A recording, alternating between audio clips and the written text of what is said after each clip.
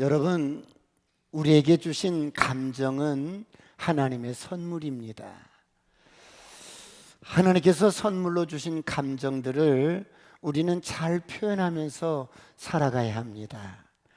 인생의 문제는 이 감정을 어떻게 표현하면서 사느냐가 중요합니다. 여러분, 우리가 인생을 살다 보면 화가 나는 일이나 감정이 상하는 일이 많이 있습니다. 그런가 하면 어떤 때는 분노가 올라와서 이성을 잃어버릴 때가 있습니다.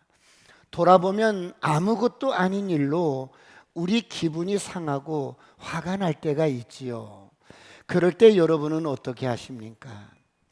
무언가 내 안에서 욱하고 여러분 이렇게 화가 올라올 때 여러분은 어떻게 하십니까? 많은 사람들이 감정의 노예가 되어서 휘둘려서 삽니다. 그러나 예수 믿는 사람들은 감정의 노예가 아닙니다. 진리로 살아가시길 축원합니다. 그렇다면 우리 안에서 감정이 올라올 때 어떻게 해야 할까요? 여러분은 어떻게 하십니까? 잠깐 멈추고 하나님의 뜻을 헤아려 봅니다. 예를 든다면 복수하고 싶은 악한 생각이나 분노가 일어난다고 합시다. 그때 우리는 하나님 앞에 이렇게 기도할 수 있습니다. 하나님, 제가 지금 복수하고 싶은 생각이 듭니다. 지금 폭발할 것 같습니다. 너무너무 화가 나서 견딜 수가 없습니다. 저 사람에게 복수하고 싶습니다. 저는 이것이 잘못인 줄 압니다. 하지만 너무 괴롭고 힘이 듭니다. 아버지, 저를 다스려 주세요. 아버지의 마음으로 바꿔주시고 채워주세요. 이렇게 하나님 앞에 우리의 감정을 말씀드릴 수가 있습니다. 기도할 수 있습니다.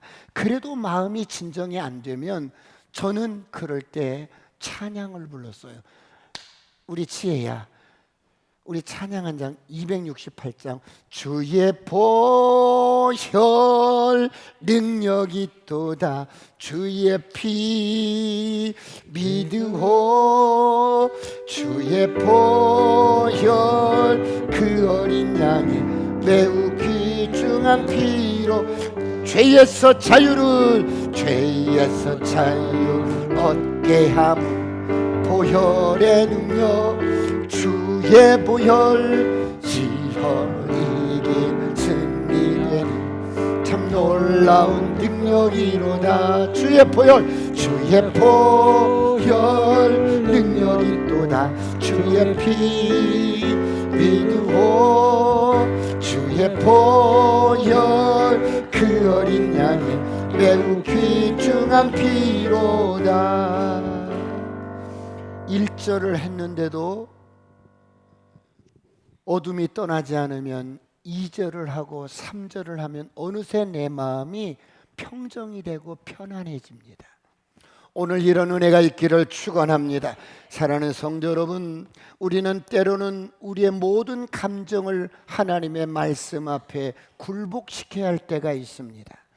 화가 나는 나의 감정을 하나님 앞에 굴복시켜야 할 때가 있어요.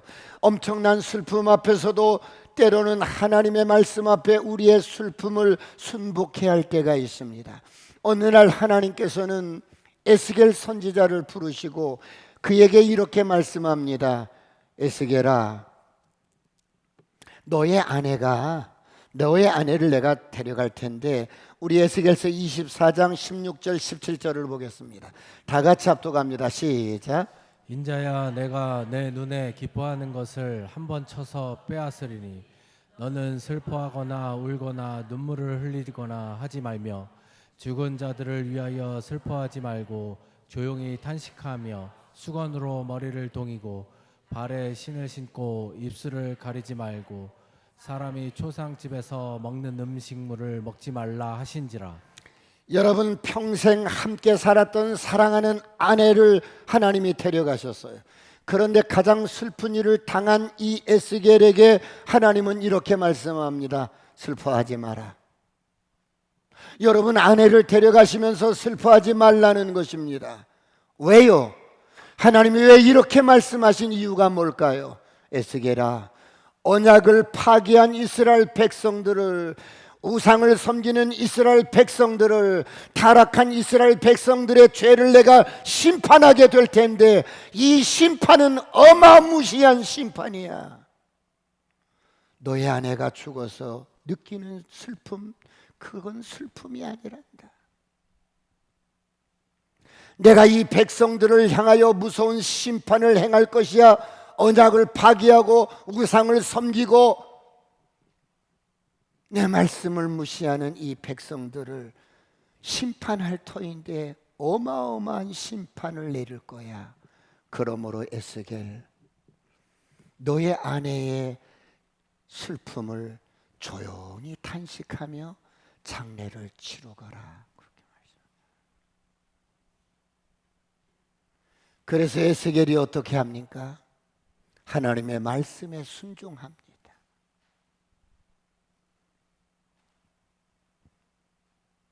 여러분, 이것이 성도의 본분입니다. 성도는 어떤 경우든지 하나님의 말씀에 순종하시길 축원합니다. 우리의 모든 감정도, 이성도, 의지도, 생각도 하나님의 말씀에 순종되어지시기를 축원합니다. 사랑하는 성도 여러분, 지난 시간에 압살롬은 감정이 시키는 대로 이복형인 암논을 죽이고 도망을 쳤습니다. 압살롬은 자신의 감정이 옳다고 자신의 방법으로 형을 살해하고 도망을 갔습니다.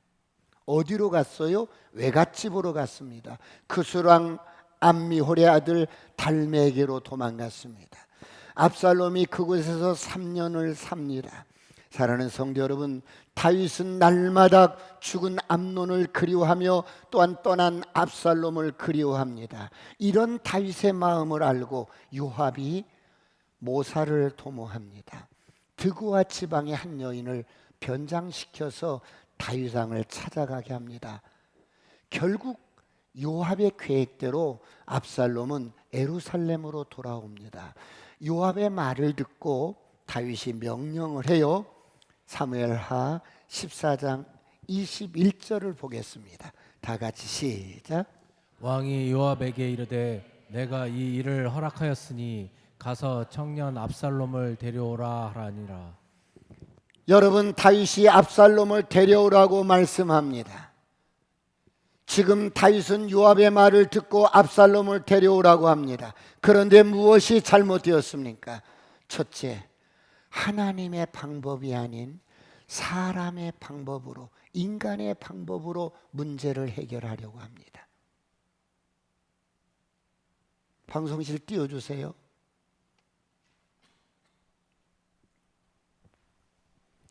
여러분, 드구아의 여인을 보낸 사람이 누구예요? 하나님이 보내신 게 아니에요. 요압이 보낸 거예요.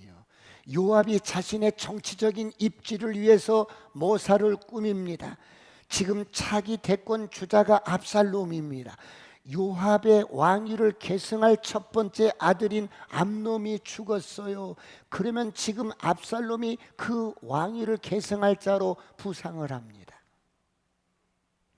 그런데 이런 압살롬이 살인을 하고 도망쳤어요. 그런 압살롬을 다윗 왕과 화해의 다리를 놓아주는 일에 지금 요압이 중개 역할을 합니다. 사랑하는 성도 여러분, 다윗의 뒤를 이어서 압살롬이 왕이 되면 요압은 섭정 정치를 하고 싶은 거예요. 압살롬, 네가 살인하고 도망쳤을 때 내가 너를 도와준 거 알지? 내가 너를 불러서 아버지와 화해시킨 거 잊지 마라. 요압은 정치적인 계산을 하고 있었던 것입니다. 이런 요압의 마음을 전혀 알지 못하는 다윗이 어떻게 합니까? 압살롬을 데려옵니다. 그러자 압살롬을 데려오라고 하자 요압의 태도를 보세요. 22절 23절입니다. 오늘 본문 시작.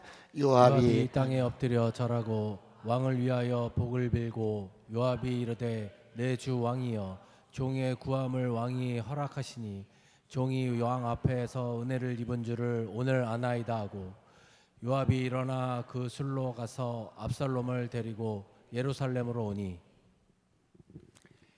요압이 압살롬을 데려오러 가는데 여러분, 다윗 왕에게 엎드려서 절을 하고 왕의 복을 빌고 압살롬이 있는 구스로 직접 갑니다. 요압은 여러분 국방부 장관이에요. 사람을 시켜서도 할 수 있는 일을 요압이 직접 가는 거예요. 왜요? 이런 압살롬을 요압이 이렇게 여러분 데려오면서 얼마든지 다윗 왕 후계자로 압살롬이 왕이 되면 좌지우지할 입지를 마련하는 거예요. 여러분, 이것이 인간이에요. 그러므로 성경이 말씀합니다. 잠언서 21장 2절을 보겠습니다. 다 같이 시작. 사람의 행위가 자기 보기에는 모두 정직하여도 여호와의 마음은 감찰하느니라. 여러분, 우리 눈에 좋게 보인다고 해서 그게 다 하나님의 뜻이 아니라는 것입니다. 왜 그렇습니까? 지금 요압은 다윗을 위하여 압살롬을 위하는 것 같아요. 그런데 이 일은 요압의 정치적인 여러분 야심에서 시작된 일이에요. 내가 다윗의 왕가를 좌지우지 하고 싶은 거예요.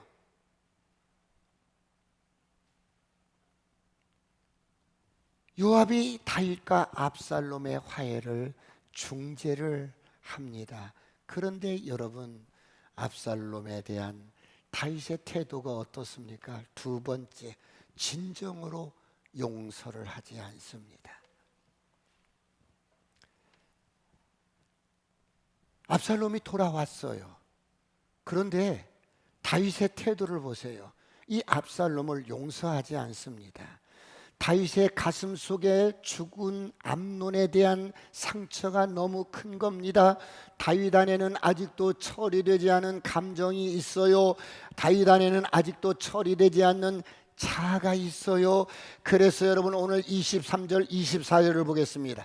다 같이 합독합니다. 시작. 요압이 일어나 그 술로 가서 압살롬을 데리고 예루살렘으로 오니 왕이 이르되 그를 그의 집으로 물러가게 하여 내 얼굴을 볼 수 없게 하라. 압살롬이 자기 집으로 돌아가고 왕의 얼굴을 보지 못하니라. 여러분, 다윗을 보세요. 다윗이 아버지입니다. 그런데 압살롬에 대한 진정한 용서가 안 되는 거예요. 요압이 구슬로 가서 압살롬을 데려옵니다. 그런데 다윗은 압살롬의 얼굴을 꼴도 보기 싫다고 보지 않습니다. 여러분, 무엇을 의미합니까? 다윗은 압살롬이 진심으로 용서가 안 되는 거예요. 아직도 죄 문제가 해결되지 않았어요. 살인자는 율법에 의해서 죽어야 합니다. 이것이 하나님 나라의 법입니다. 다윗은 하나님 나라의 공의와 정의로 통치를 해야 합니다. 그런데 내 자식이 살인을 했어요. 그러면 살인에 해당하는 죄가 적용이 되어야 합니다. 그러므로 압살롬은 이런 절차에 의해서 받아들여져야 합니다. 그런데 압살롬은 회개도 하지 않고 아버지께 용서도 구하지 않고 그냥 아버지, 내가 죄를 지었습니다. 그런 율법에 따라서 형벌을 달게 받겠습니다. 이런 과정 없이 요압이 꾸민 모사에 압살롬을 불러들인 겁니다. 여러분, 사람이 말이에요, 진정으로 회개 없이 용서를 하면 어떻게 돼요? 사람이 망가지는 거예요. 사람이 더 큰 범죄를 짓게 되는 거예요. 진정한 회개 없이 용서를 하면 더 큰 재앙이 불러오는 거예요. 왜요? 회개하지 않으면 사람이 새롭게 되지 않습니다. 회개하지 않으면 그 사람 안에 있는 거역의 영이, 불순종의 영이 떠나가지 않습니다. 불순종의 영이 떠나지 않고 대적의 영이 떠나지 않습니다. 여러분, 선포합니다. 어둠은 떠나갈지어다. 저주는 떠나갈지어다. 거역의 영도 떠나갈지어다. 불순종의 영도 떠나갈지어다. 그러므로 성경은 말씀합니다. 사도행전 3장 19절 다 같이 한번 합독합니다. 시작. 그러므로 너희가 회개하고 돌이켜 너희 죄 없이 함을 받으라. 이같이 하면 새롭게 되는 날이 주 앞으로부터 이를 것이요. 너희가 회개하고 돌이켜 너희 죄 없이 함을 받으라. 이같이 하면 새롭게 되는 날이 주 주 앞으로 이를 것이다. 여러분, 회개 없이 용서를 하면 사람이 돌이키지 않는다는 거예요. 새롭게 되지 않는다는 거예요. 여전히 자신의 잘못을 모른다는 거예요.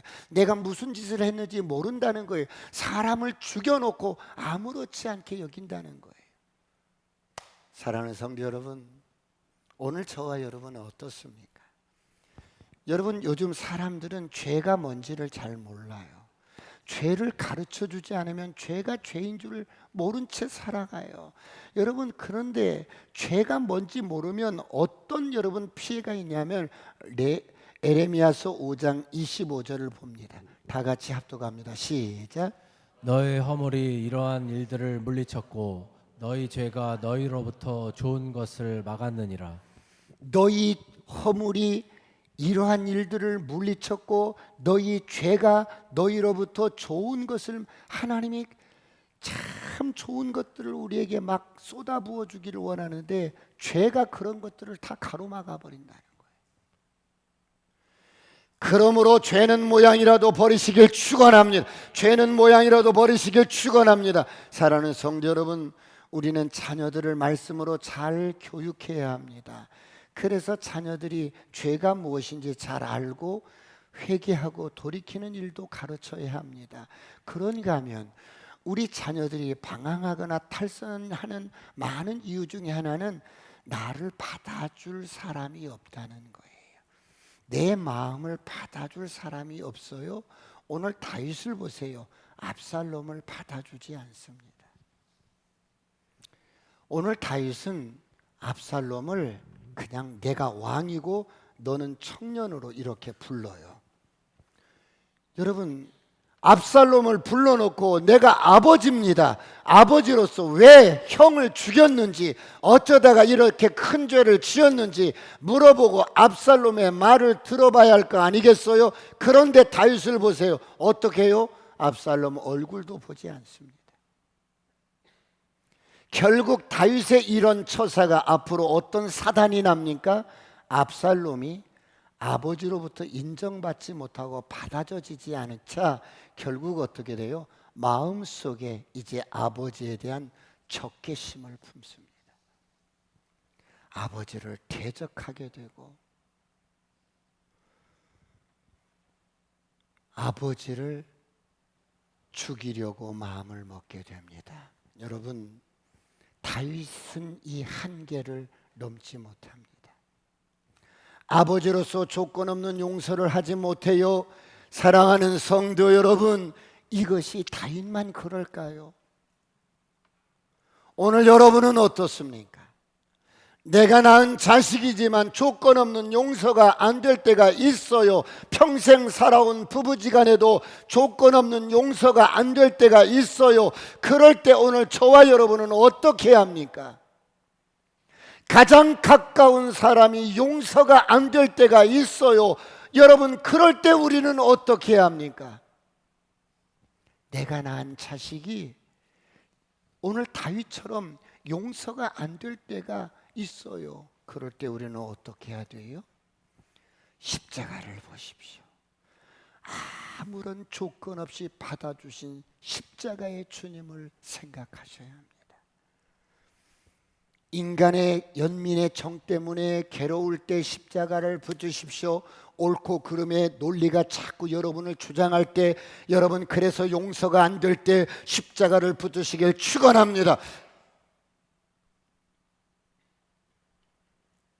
오늘 예수님께서는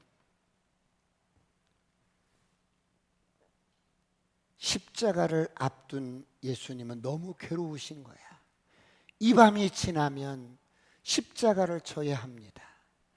예수님께서는 온 인류의 죄값을 위해 자신이 마셔야 할 죽음의 잔도 알아요. 그런데 아들의 입장에서 아버지로부터 끊어진다는 것이 너무나 혹독하고 괴로운 거예요.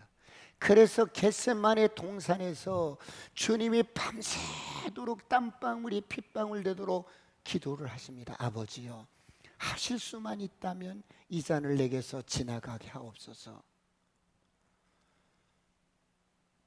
그런데 결국 이 죽음의 잔을 마시고 싶지 않은데 예수님은 아버지의 뜻에 자기의 뜻을 순복하는 거예요. 그런데 여러분, 이런 예수님도 힘드셨지만 하늘 아버지께서 그런 예수님을 보고 계시는 아버지는 그 처절하게 절규하고 부르짖는 예수님의 기도를 외면하십니다. 아들을 사랑하시는 아버지의 연민의 정을 뿌리치고 말씀에 순종합니다. 여러분, 이것이 십자가 사건이에요. 십자가는 무엇이 이루어진 자리예요? 저와 여러분의 죄값을 철저하게 치루어진 자리예요. 그래서 우리는 이런 공의를, 이런 은혜를 잊어버리면 안 돼요. 다윗은 여기서 또 한 번 실패를 하는 거예요. 아들 압살롬을 용서하지 못하고 받아들이지 못합니다. 그 결과 어떻게 돼요? 압살롬이 돌아왔어요. 그런데 다윗이 뭐라고 해요? 궁궐에 들이지 마라. 용서가 안 되는 거예요. 결국 두 사람은 형식적인 화해가, 어설픈 화해가 이루어집니다. 여러분, 하나님이 다윗 하나를 키우시고 만드시는데 지금까지 수많은 시간을 투자해 왔어. 그런데도 다윗이 아직도 미성숙한 거야. 이제는 분별력도 잃어버린 거예요. 다윗은 자식들 때문에 통치의 근간인 공의와 정의가 잃어버린 게 됩니다. 자, 압살롬이 돌아왔는데 어떻게 지내요? 오늘 28절을 보겠습니다. 28절을 다 같이 합독합니다. 시작. 압살롬이 이태 동안 예루살렘에 있으되 왕의 얼굴을 보지 못하였으므로. 압살롬이 예루살렘에 돌아왔는데 아버지 얼굴을 이태 동안 못 봤어요. 그냥 왕궁에는 들이지 말라는 명령 때문에 왕궁에 들어갈 수도 없고 예루살렘에 그냥 사는데 이게 너무너무 힘든 거야. 이러려면 뭘라고 나를 불렀어? 도대체 아버지가 뭐 하는 거야?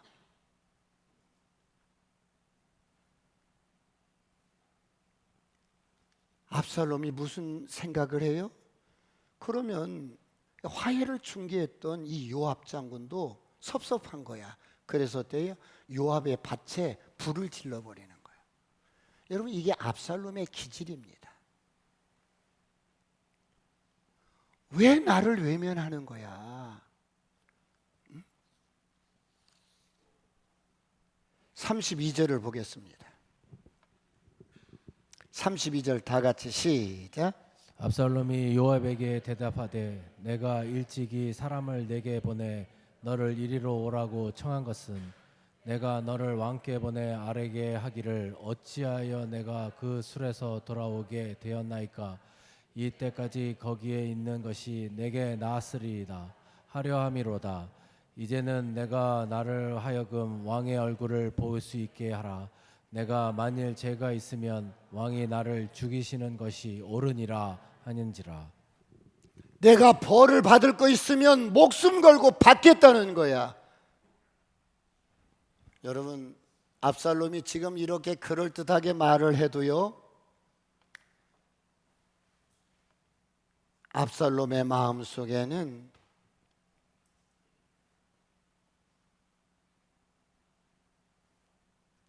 반역을 여러분 결심하는, 여러분 작심하는 그런 계기가 됩니다. 33절을 보겠습니다. 33절 다 같이 시작. 요압이 왕께 나아가서 그에게 아뢰매 왕이 압살롬을 부르니 그가 왕께 나아가 그 앞에서 얼굴을 땅에 대어 그에게 절하매 왕이 압살롬과 입을 맞추니라. 여러분, 다윗도 아니고 아버지도 아닌 왕이 지금 압살롬을 부르는 거예요. 다윗이 아들을 부른 게 아니고 청년 압살롬을 부른 겁니다. 왕으로서 부른 거예요. 아들 압살롬이 다윗 앞에 딱 왔어요. 정말 모든 관계가 이제 회복될 수 있는 좋은 기회인데 압살롬도 아버지 다윗 앞에서 얼굴을 땅에 대고 절을 합니다. 그런데 여러분, 이런 절호의 기회에 어떻게 합니까? 다윗이 세 번째, 거짓된 입맞춤을 하는 거예요.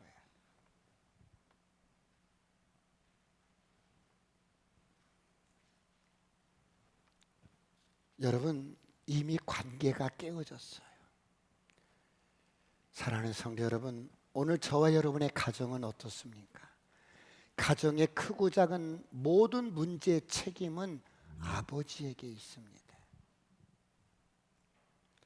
이렇게 돌아온 압살롬을 다윗은 끌어안고 울어야지요. 이것이 아버지의 마음입니다. 그런데 다윗은 거짓된 키스만 합니다. 여러분, 어정쩡한 화해는 오히려 관계를 더욱 망가뜨리는 거예요. 그렇다면 여러분, 오늘 저와 여러분은 어떻습니까? 다윗의 이런 모습을 보면서 우리는 우리 안에 얼마나 옳고 그름의 문제가 자리하고 있는가를 보게 돼요. 아직도 우리 안에는 율법적인 사고가 얼마나 많은지 몰라요. 내가 옳은 일이야, 내가 옳은 거야, 틀린 것은 당신이야, 늘 이렇게 옳고 그름의 이런 사고가 우리 안에 있어요. 그래서 진정한 화해가 안 되는 거예요. 사랑하는 성도 여러분, 오늘 저와 여러분의 가정이 더 늦기 전에 해야 할 일들이 있어요. 그게 무엇이에요? 말라기 4장 6절을 보겠습니다. 다 같이 합독합니다. 시작. 그가 아버지의 마음을 자녀에게로 돌이키게 하고 자녀들의 마음을 그들의 아버지에게로 돌이키게 하라. 돌이키지 아니하면 두렵건대 내가 와서 저주로 그 땅을 칠까노라 하시니라. 가장 중요한 것은 아버지의 마음을 자꾸 자녀들에게로 이렇게 돌이켜야 돼요.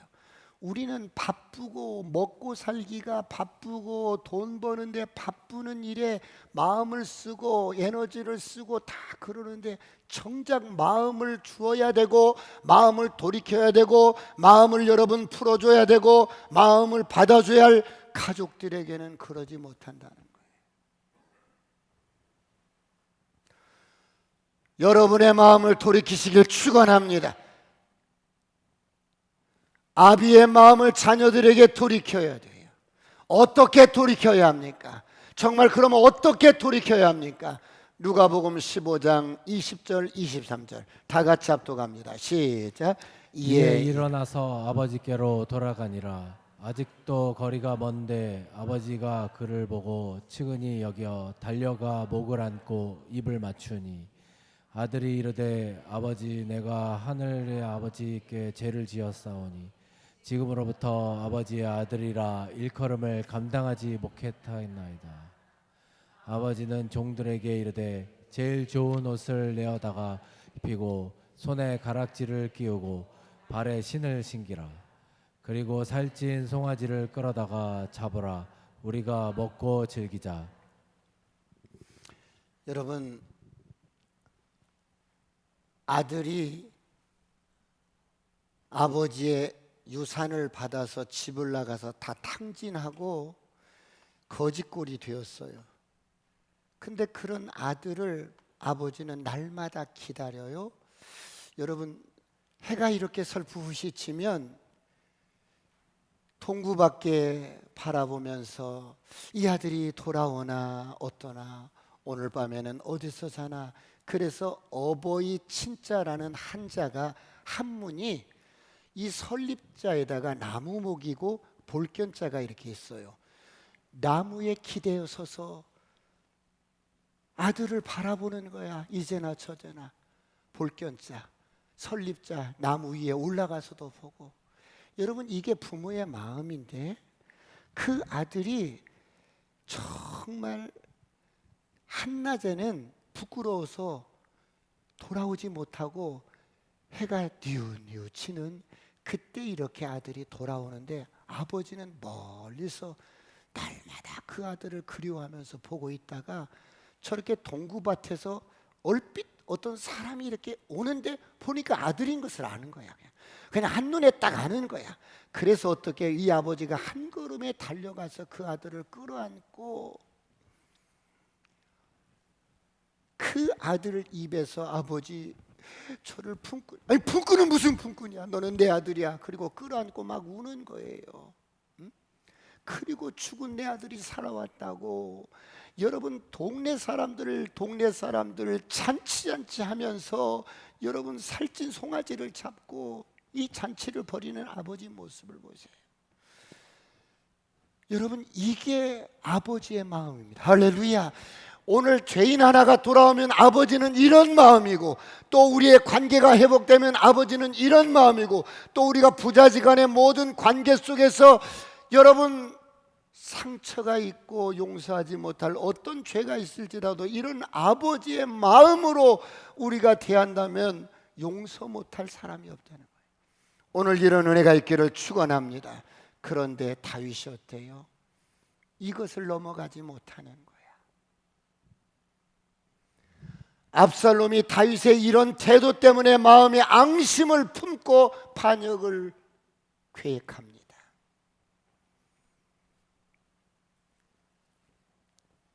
다윗의 어정쩡한 이런 화해는 아들을 잃어버리게 됩니다. 그 아들 압살롬마저 결국은 어때요? 반역을 일으켜서 비명 행사하게 만듭니다. 사랑하는 성도 여러분, 잃어버린 아비의 마음, 잃어버린 하나님의 마음이 오늘 회복되기를 축원합니다. 사랑하는 성도 여러분, 마지막으로 오늘 저와 여러분의 정체성은 왕같은 제사장이에요. 오늘 또 수많은 감정들이 우리에게 주어질 때 제사장들은 어떻게 해야 돼요? 한 절만 보겠습니다. 레위기 21장 10절 다 같이 합독합니다. 시작. 자기의 형제 중 관유로 부음을 받고 위임되어 그 예복을 입은 대제사장은 그의 머리를 풀지 말며 그의 옷을 찢지 말며. 여러분 저를 보세요. 제사장으로서 기름 부음을 받으면 어떤 슬픈 일을 당해도, 어떤 일을 당해도 머리를 풀거나 옷을 찢지 말라는 거예요. 부모가 돌아가셔도 절제를 하고, 이 대제사장은 감정 표현에 있어서도 굉장히 절제하는 사람이어야 된다는 거예요. 그래서 대제사장인 아론의 여러분 사랑하는 두 아들이 성소에서 죽었을 때 아론은 머리를 풀지 않고 옷을 찢지 않고 그 슬픔을 여러분 삭히면서 하나님 앞에 감정을 자제해줘. 왜요? 왜요? 여러분 저를 보세요. 하나님의 임재 앞에 살아가는 제사장은, 하나님의 임재 앞에서 살아가는 사람은 어떤 일을 당해도, 어떤 재난을 당해도, 어떤 사건을 당해도 그것이 여러분 악재가 아니고 재난이 아니라는 거예요.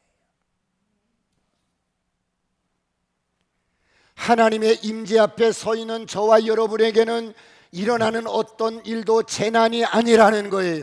우리에게 일어나는 일은 재난이 아니라 우리에게 일어나는 일은 재난으로 여길 수 없어요. 하나님의 임재 앞에서 하나님의 임재를 의식하면서 하나님과 함께 살아가는 사람은 어떤 일을 당해도 절망할 수 없고, 어떤 일이 주어져도 감사로 받으면 그 일이 합력해서 선을 이루게 될 줄 믿습니다. 이런 여러분 의식이 오늘 예수 믿고 사는 저와 여러분의 의식 가운데 이런 태도가 있어야 된다는 거예요. 별스럽지 않은 것에도 감정에 휘둘리고, 별스럽지 않은 일에도 여러분 슬퍼하고, 여러분 남을 탓하고 그러지 말라는 거예요.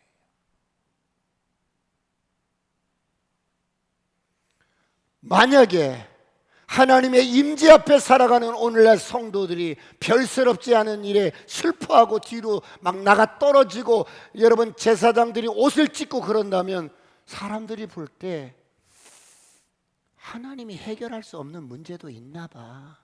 어머머머, 저 사람 저렇게 뒤로 나가 떨어지는 거 보니까 하나님을 신뢰하지 않는가 봐. 그럴 거 아니겠어요?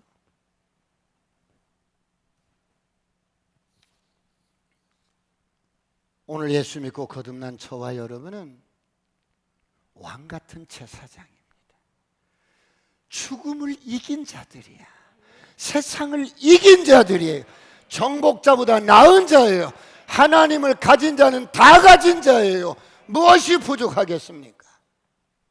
그런데 이런 저와 여러분 앞에 어떤 사건과 문제가 그것이 크든 적든 주어졌을 때 그것으로 인하여 여러분 하나님 없는 것처럼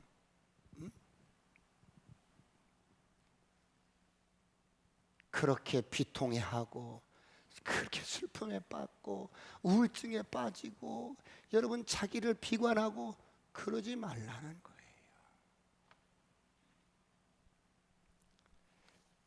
오늘 저와 여러분에게 세상을 살다 보면 원치 않는 일들이 우리에게 주어졌을 때 왕같은 제사장인 저와 여러분은 어떻게 해야 돼요? 하나님의 은혜의 보좌 앞에 늘 나가시길 축원합니다. 그럼 때를 따라 돕는 은혜로 말미암아 하나님께서 저와 여러분에게 꿈같은 일들로 역사할 줄 믿습니다. 한 주간 이런 은혜가 있기를 축원합니다. 기도하시겠습니다. 다 같이 한번 통성으로 기도할 때 하나님 감정에 속지 않게 하시고 하나님 감정의 노예가 되지 않게 하시고 하나님의 말씀으로 살게 하여 주옵소서. 진리로 살게 하여 주옵소서. 주여 삼창하시고 통성으로 간절히 기도하시겠습니다.